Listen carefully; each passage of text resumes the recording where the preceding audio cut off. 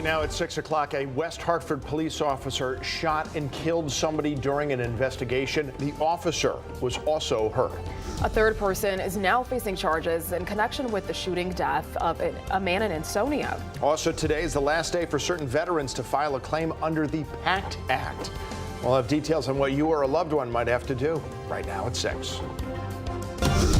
All local, all morning. This is Fox 61, Connecticut's news station.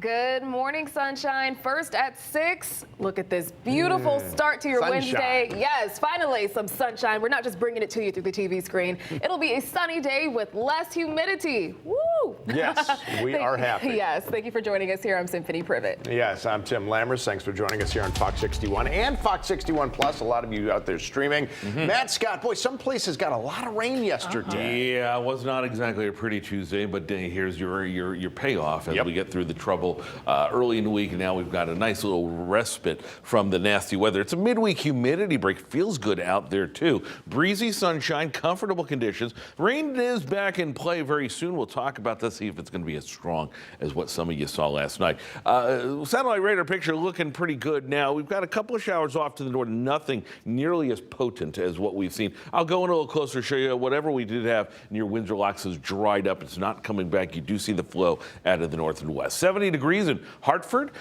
Groton, Bridgeport, good morning, New Haven, 72 in the Elm City. And we're dry today. You'll take a look at a 48-hour timeline. See, by the time we get to tomorrow, there's that little spike into another opportunity to rain later tomorrow afternoon. But in the meantime, things looking pretty good. Breezy sunshine out there. Temperatures just about where they need to be in the low to mid 80s out there with a northwesterly wind 10, almost 20 miles an hour from time to time. Talk about the forecast as we get closer to the weekend. I think you're going to like a lot of that. That's coming up in a few minutes. Are we going to like what the young traffic lady has to say? Here's Rachel Piscatelli. I get to say good morning to you for the first time in a couple of days. Hey, good morning, Matt. Welcome back. It's good to have you back. 6:02 now here, and we are following one incident out on the roads now.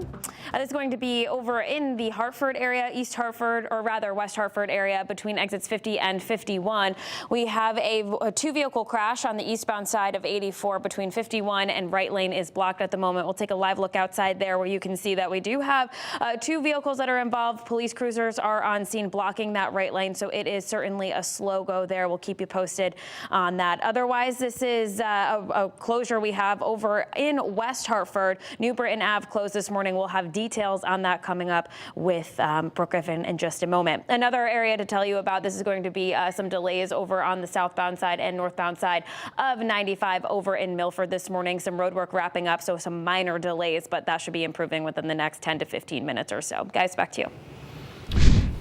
Okay, thank you. The state police and other agencies right now are investigating in West Hartford after a police officer shot and killed someone. Yeah, this all happened on New Britain Avenue near Hillcrest Avenue.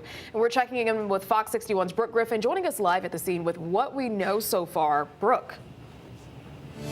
Well, this is still a very active scene. It's been here for more than 12 hours at this point. Now that it's light out, we actually can get a look at what exactly is still happening here. There is a lot of police tape, but what we do know so far is the West Hartford police have confirmed that one of their officers shot and killed somebody here on this scene sometime yesterday evening. Now you can see that there is still one of those officers' cars there with a lot of evidence markers surrounding it. We do believe that may have been the officer's car that was involved in that shooting. But if you want to pan over to the left, there is also still a crashed car over to the side here. Now it is behind an electrical box, maybe even hit a tree right there, so it is hard to see. But this is still very, very active this morning. There's a lot of questions as to what happened. But West Hartford police say around 5 o'clock last night, they were here on scene on New Britain Avenue between New Park and Hillcrest. Our crews say that they did see a couple of crashed cars in this area. Police say around 5 o'clock, the officer pulled out his gun and shot a person. They say that person was given life-saving measures on scene and was taken to the hospital but died from their injuries. Police tell us the officer was also taken to the hospital with non-life-threatening injuries. New Britain Avenue between Hillcrest and New Park is still closed this morning as officers continue this long investigation. Right now we're waiting to find out some crucial details, including what they were initially investigating here in this area and what did lead up to that shooting. Now West Hartford police say the case has been turned. Oh, sorry, there's a bee. 1 second. I'm so sorry. West Hartford police say that this case has been turned over to the Connecticut State Police and the Office of the Inspector General, and they will be investigating that this morning. We will continue to have updates, especially as this impedes traffic this morning. Live in West Hartford, Brooke Griffin, Fox 61, Connecticut's news station. Alrighty, thank you, Brooke. We'll check in with you later on this morning as we get new developments. And new this morning, authorities make a third arrest in the 2022 killing of a Stratford man. That suspect, a 16-year-old from Ansonia. The U.S. Marshals Fugitive Task Force arrested the teen yesterday morning on a felony murder charge in the death of Johnny Class. Investigators say Class was shot during an attempted drug deal. Officials have not yet identified the teen they arrested yesterday. The other suspects, Montero Cruz and Errol Salke, are behind bars. Both men are due in court next month. Well, today marks an important deadline for veterans who may have been exposed to burn pits and other toxins during military deployments. Yeah, this is the last day to either file a claim to get retroactive benefits through the Pact Act or at least submit an intent to file. Now, Fox 61's Angelo Bavaro joins us live at the Department of Veteran Affairs there in Rocky Hill. He's got more on what you need to know. Tim, Symphony, good morning. And this marks the most significant expansion of these benefits for these veterans who were exposed to toxins in more than 30 years. So if you submit that claim or you submit that intent to file by today, you may be eligible to receive those benefits backdated to August 10th of 2022. President Biden signed the Pact Act into law last summer, and that stands for Promise to Address Comprehensive Toxics. This law expands VA health care and benefits for vets exposed to burn pits, Agent Orange, and other toxic substances that have been linked to long-lasting medical conditions.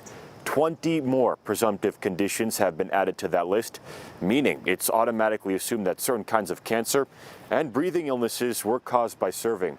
Back in November, we spoke with one Connecticut veteran diagnosed with asthma.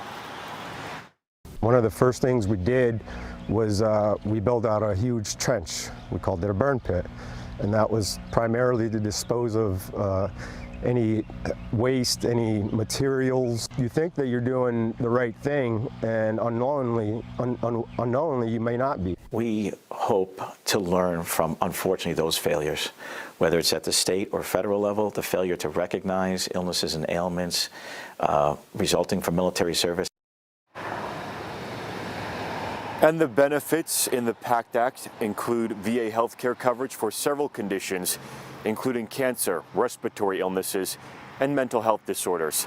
Also, disability compensation for vets who have been disabled by their exposure to toxic substances, and death benefits for the survivors of veterans who have died from their exposure to those toxic substances. For more information about the application process for these benefits, you can visit the links page of our website, that is fox61.com. Reporting live in Rocky Hill this morning, I'm Angelo Bavaro, Fox 61, Connecticut's news station. Angelo, thank you. Today, Michelle Troconis's attorneys are expected to ask for certain evidence to be excluded from her upcoming trial. They're also expected to ask a judge to move the trial from Stamford to Hartford. Troconis is facing a charge of conspiracy to commit murder in the disappearance of Jennifer Dulos. Recently, the Connecticut Supreme Court ruled against efforts to unseal documents in connection with that disappearance. Former Waterbury official John Egan is also due in court. He's been accused of hitting 17-year-old Brian Kaye with his vehicle and then driving away. An arrest warrant said Egan had been drinking for about 10 hours before the crash, having at least 16 alcoholic drinks. A suspect accused of killing a man in East Hartford is expected to appear in court. Kieran Walker is accused of shooting and killing Sean Akari on Burnside Avenue over 2 weeks ago. Walker is facing several charges, including murder. Officers say he also has an outstanding arrest warrant out of New Jersey. All right, now take a look at this. Police in West Hartford say a teenager drove at a speed of 110 miles per hour. All of this right through a neighborhood. You just saw that car zipping through there. Yeah. The suspect, there it goes. Ooh, wow. 18-year-old Colin Coyle of Unionville. Police say he sped past an officer on Albany Avenue near Mountain Road. The speed limit there, just 40 miles per hour. All right, let's talk money this morning. Some new information on that big drawing. Someone hit the Mega Millions jackpot. Unfortunately, it wasn't here in Connecticut. Yeah, but hey, it could be somebody you know because the winning ticket was sold in Florida. Granted, we don't know where in Florida it was, but there's a lot of snowbirds who are down there, although usually not this time of the year when it's really, really hot. Now, we do know in Connecticut, 3 people each won $10,000, according to the lottery website. So it still could have been a good day for you. All right, go get your tickets. Here are the winning numbers if you haven't seen them yet. 13, 19, 20, 32, 33, and the mega ball is 14. Now this ends a stretch of 31 drawings without a jackpot winner, dating back to mid-April. Yep.